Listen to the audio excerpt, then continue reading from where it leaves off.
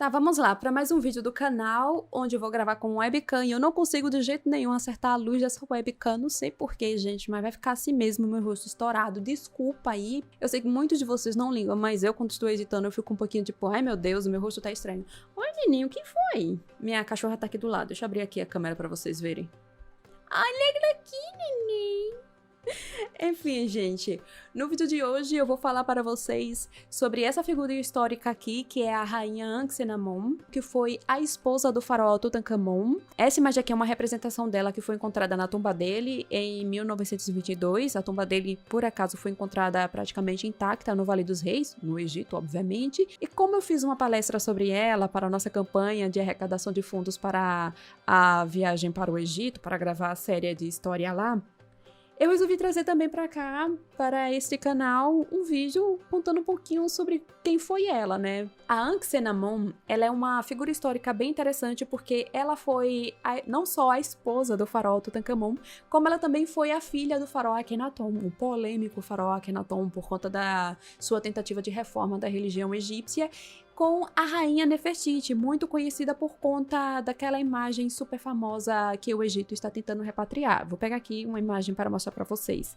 Pronto, aqui é o meu site, o Arqueologia Egípcia, e tem uma imagem aqui dela. Aqui está a rainha Nefertiti de um lado e o faraó Amenhotep IV, que depois se tornou Akhenaton, do outro. Deixa eu aumentar aqui para vocês. A rainha aqui, o Akhenaton aqui, e aqui estão 3 das suas filhas. E normalmente se diz que essa menorzinha aqui seria a princesa Anksepa-Aton, que era a Ankh-Senamun. A Ankh-Senamun, quando ela nasceu, tinha o nome de Anksepa-Aton, e depois, com a sua coroação e casamento com Tutankhamon, eles mudaram de nome. Tudo isso é explicado lá na minha palestra maravilhosa. Aqui é a rainha Nefertiti, para quem quiser saber quem é ela, tá? Muito maravilhosa. A Ankh-Senamun, ela viveu na cidade de Akhetaton, que hoje é a cidade de Amarna. Não se sabe onde ela nasceu exatamente. Alguns acreditam que ela, na verdade, nasceu em Tebas, que fica mais para baixo, só que se mudou com a família para a região de Akhetaton, que significa o horizonte de Aton. Eu falei há pouco que o faraó Akhenaton, ele tentou fazer uma reforma religiosa, porque originalmente o Egito tinha uma gama muito grande de deuses, tipo, muito grande mesmo. E na época em que ela viveu, o deus principal era o deus Amon, o oculto, que era o patrono da cidade de Tebas. Só que com a coroação de Amenhotep IV, que vai se tornar o futuro Akhenaton, ele resolveu mudar isso e dar destaque no seu reino para o deus Aton, que é o disco solar. Tá aqui o deus Aton, que é o sol, e o Akhenaton achou que era de bom tom ele colocar o deus Aton como divindade principal no panteão egípcio. E muita gente diz que ele inventou o monoteísmo no Egito e tal, mas na verdade a religião dele estava mais para uma monolatria, que era uma religião que tinha um deus foco, mas sem que a população ignorasse uma gama de deuses. Foi o que aconteceu na época dele. Ele não inventou o monoteísmo. Ele tentou instaurar uma divindade central suprema, mas não deu bom. Enfim, isso aqui é só um resumo do período amarniano, mas a Ankh-Senamun, na sua infância, ela estava em volta desse momento religioso e político muito importante da antiguidade egípcia, até que o Akhenaton, ele faleceu, e ele foi substituído por outros 2 faraós, Smenkhar e Ankh-Perurá. E a gente não faz a menor ideia de quem seriam essas 2 pessoas. Inclusive, Ankh-Perurá provavelmente seria uma mulher faraó. Mas o fato é que, depois dessas 2 figuras que a gente não faz ideia de onde surgiu, para onde foi, o que é que aconteceu, pouquíssimo tempo depois, coisa de 2 a 3, 4 anos depois da morte de Akhenaton, é quando aparece o Tutankhaton, que é esse rapazinho aqui muito simpático, que a gente também não sabe qual é a origem dele, mas ele aparece na história egípcia e se casa com a princesa Anksepa-Aton. E uma coisa que eu acabei de comentar é que a Ankh-Senamun, ela tinha um nome na infância e quando se casou e assumiu o trono e tal, ela mudou o nome. Então, é porque ela se chamava Anksepa-Aton, que é aquela que vive para Aton. E o rapazinho, ele se chamava Tutankhaton, que era imagem viva de Aton. Ambos os nomes estão homenageando o deus solar Aton, certo? Certo. Só que quando eles assumiram o trono, se casaram e tal, pouco tempo depois eles mudaram de nome, passando a se chamar Tutankhamon e Anck-se-Naamon. Nossa, Izzy está chorando aqui pedindo pra eu calar a boca pra ela poder dormir. Meu amor, não dá. Você vai embora? Se despeça aqui pelo menos do pessoal. Cadê? Dê tchau pro pessoal. A cara dela de cala a boca. Cala a boca, eu quero dormir. Você quer carinho? Gente, é mole. Posso trabalhar, Isis? Posso? Gente, um truque pra vocês. Isis, dá a pata. Onde é que eu tava?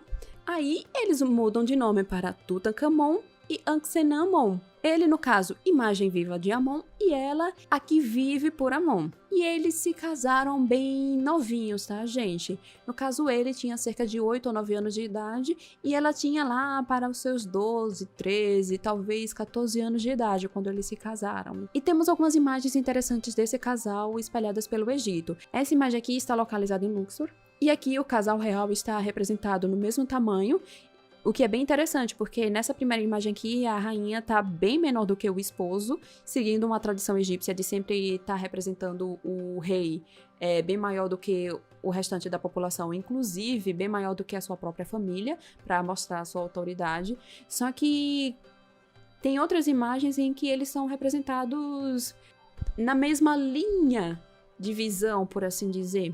Esse aqui é um exemplo maravilhoso disso aqui. Essa imagem é simplesmente lindíssima da Anck-se-Naamon. Infelizmente, na internet temos tão poucas boas fotos dessa estátua, mas dá pra ainda ver a parte da tintura que tinham usado na estátua antes. Temos alguns detalhes da coroa e da peruca dela. É uma imagem realmente bem bonita. Tem essa outra imagem aqui que também é muito bonita, que tá representando ela e o esposo em uma espécie de jardim. E ela está oferecendo um ramo... dois ramos de flores para ele. E ele tá fazendo o símbolo de recebimento, encostando. É uma imagem muito bonita. No caso, essa aqui foi encontrada na tampa de um cofre que foi encontrado na tumba dele. Essa é uma outra imagem belíssima dos dois.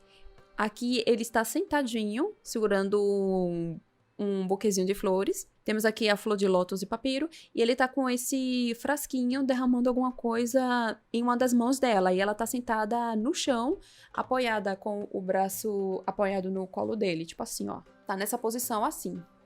E essa imagem aqui também está em um objeto que foi encontrado na tumba dele. E aqui do lado temos a frase por toda a eternidade. É uma imagem realmente muito bonita. E sobre o final do reinado de Tutankhamon, ele faleceu com cerca de 18 a 19 anos de idade.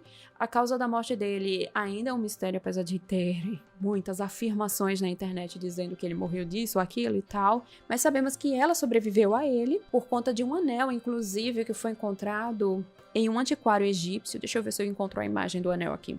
Pronto.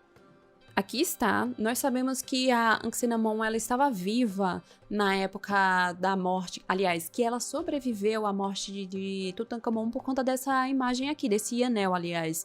Que tem o nome dela ao lado do nome do vizir do Tutankhamon, que assumiu o trono do Egito. O nome dele está dentro de um cartucho real, o que significa que ele virou o faraó. Então, esse anel aqui foi encontrado em um antiquário pouco tempo depois da descoberta da tumba de Tutankhamon por um egiptólogo chamado Percy Neberry, e ele pode indicar que a Anck-se-Naamon se casou com o vizir do Tutankhamon, o Ai, para dar a ele legitimidade ao trono. E isso justificaria porque que Ai acabou virando faraó. Só que eu, particularmente, não concordo muito com essa hipótese, porque um anel ele pode indicar não só um casamento, como pode indicar também uma corregência. Pode indicar que os dois reinaram juntos. Sem contar que não temos citação a Anck-se-Naamon na tumba do faraó Ai, o que seria normal no caso dela ter se tornado a grande esposa real dele. Ela não é citada na tumba dele, lá na parede, fazendo oferendas pela alma dele e tal. Nem nominalmente, nem nada. A única mulher que é citada na tumba dele é a sua esposa de longa data, Ti. Então, eu não concordo muito com isso de que rolou um casamento. Temos que esperar bem mais indícios arqueológicos para poder discutir esse assunto. Bom, Tutankhamon morre.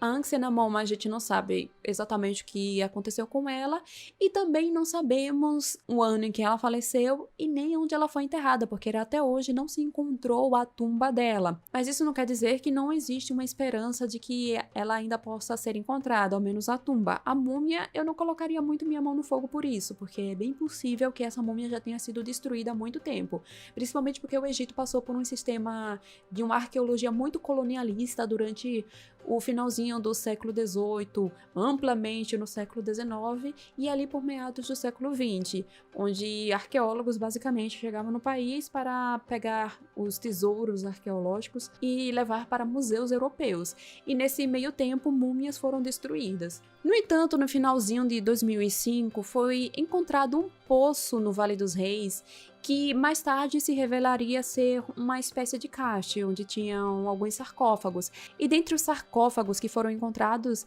estava esse aqui, que está retratando esta face aqui. Ele é um sarcófago feito totalmente de madeira. E, assim, só para contextualizar rapidinho, o Vale dos Reis, na época do Tutankhamun, era a necrópole dos faraós. Foi a necrópole dos faraós ao longo do Novo Império. E o Tutankhamun, ele foi sepultado lá. E o número das sepulturas, a forma como os arqueólogos e egiptólogos chamam as sepulturas encontradas no Vale dos Reis, é KV e algum número. Ou seja, temos a KV1, KV2, KV3, e isso é de acordo com a descoberta dessas sepulturas, e não de acordo com a ordem de reinado de alguns faraós.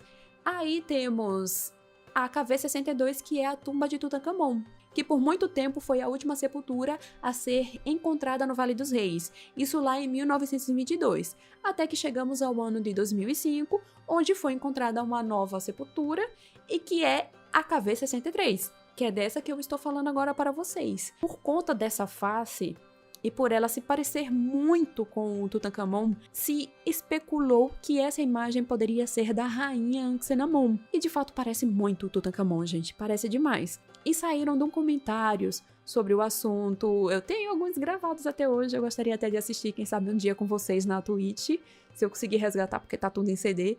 Eu não tenho mais nenhum leitor de CD, infelizmente, mas saíram documentários pela Discovery Channel especulando sobre o assunto, mas no final se descobriu que não poderia ser a Anck-se-Namun, embora sim a KV63 tivesse relação com o Tutankhamun, que não é a Anck-se-Namun. E o que se descobriu é que essa tumba era, na verdade, um cache de mumificação. Então, a esperança de que aqui fosse Anck-se-Namun caiu totalmente por terra. Porém, temos uma outra proposta de onde poderia estar sepultada Anck-se-Namun. Seria na KV21, que é uma tumba que está localizada em uma parte mais periférica do Vale dos Reis, que é uma área que nós chamamos de Vale dos Macacos ou Vale Oeste. Eu prefiro o nome Vale dos Macacos porque eu acho mais bonitinho. Mas essa tumba foi encontrada lá em meados do século XIX. Ela foi vandalizada por turistas e nela estavam duas múmias, que foram totalmente quebradas por esses turistas. O que vocês estão vendo aqui na imagem é a situação dessa sepultura, mas aqui temos o arqueólogo Donald Ryan, e ele está analisando isso aqui, que são pedaços de múmias. Sim, são pedaços de corpos humanos. Turistas sem noção a gente tem em qualquer época, né, gente? Então, essas pessoas que a gente não sabe quem foi, só sabemos que foram turistas há muito tempo, vandalizaram as múmias que tinham aqui dentro. Tinham duas múmias de mulheres, e uma delas existe uma enorme desconfiança de que poderia ser a Anck-se-Namun. Foi feito um exame de DNA com esse corpo mumificado entre os anos de 2007 e 2010 e de fato aponta que tem uma relação de parentesco com o Tutankhamun. Então fica aí. Seria a Anck-se-Namun? A gente não sabe. E lembrando que exames de DNA em múmias não existe um consenso na comunidade científica de que é seguro realizar. O fato é que nem todo mundo realmente concorda que dá para fazer exames totalmente 100% seguros, com respostas seguras, aliás, com o DNA de corpos mumificados tão antigos. Então é isso. Até o momento não sabemos se aquela é realmente o resto mumificado da rainha Anck-se-Namun, está em aberto, e não fazemos a menor ideia de onde estaria a sua sepultura. Ela não poderia estar no Vale das Rainhas, porque o Vale das Rainhas foi inaugurado muitos anos depois da morte dela, da Anck-se-Namun. É muito mais provável que ela foi enterrada em algum lugar do Vale dos Reis. Agora, onde seria esse lugar, a gente não sabe. Será que seria realmente a KV-21? A gente não faz a menor ideia. Mas no momento, aliás, eu não vou dar 100% de certeza disso, mas ao menos alguns anos atrás, o arqueólogo Zahi Hawass, ele estava fazendo pesquisas no Vale dos Macacos em busca da sepultura dela. E eu, particularmente, não que eu seja grandes coisas, né, para falar disso, eu, particularmente, acho que sim, a sepultura dela pode estar no Vale dos Macacos, e eu acredito nisso por conta justamente do contexto arqueológico e histórico. Tanto pelo fato do avô dela ter sido sepultado lá, o Ai, o marido barra corregente, a gente não sabe, dela também foi sepultado lá, então fica isso em aberto. Também existe uma possibilidade de que o Tutankhamon originalmente iria ser sepultado lá, então eu particularmente acredito que a tumba dela pode estar lá, tá bom? E, gente, é isso. Para quem quiser saber mais sobre a vida dessa mulher, que simplesmente é uma montanha russa, até porque ela viveu em um período histórico extremamente significativo, porque ela não só nasceu, ela foi a pessoa que viu o nascimento, o auge e a queda do período amarniano. Ela assistiu de camarote a tentativa de revolução religiosa que o pai dela empregou. Ela viveu entre dois momentos artísticos diferentes, que foi a arte amarniana e voltar à tradição egípcia. Ela cresceu naquele ambiente em que tinha, em uma cidade, uma nova capital no caso, né, que era Akhetaton em Amarna. Ela cresceu ali naquele ambiente, cultuando o deus Sol, Aton, e de repente ela se vê tendo que mudar a capital de lugar mais uma vez, indo morar em Tebas e trazer toda a religião egípcia da forma tradicional. E também tem o fato de ela e o Tutankhamon, os dois se unirem para tentar reorganizar religiosamente e politicamente o Egito. Então, a história de vida dela é muito interessante, é uma pena que é muito subestimado, as pessoas não se interessam muito, mas eu gravei essa palestra justamente para mostrar para as pessoas que sim, se tem muito a aprender com a história de vida da Anck-se-Namun, e principalmente porque ela tá ali bem no centro de toda uma mudança religiosa e política no Egito. Então realmente é muito interessante.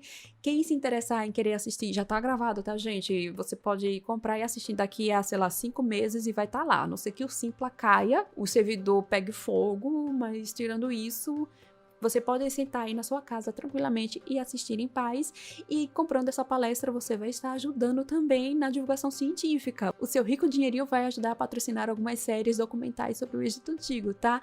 Então, por favor, ajuda nós. O link para participar da palestra está na descrição e no comentário fixado, tá bom? E caso não queira participar da palestra, é só ajudar através desse QR Code que tá aqui. Deixem like, se inscrevam e bom final de semana para vocês, tá? E até mais, gente. Tchau.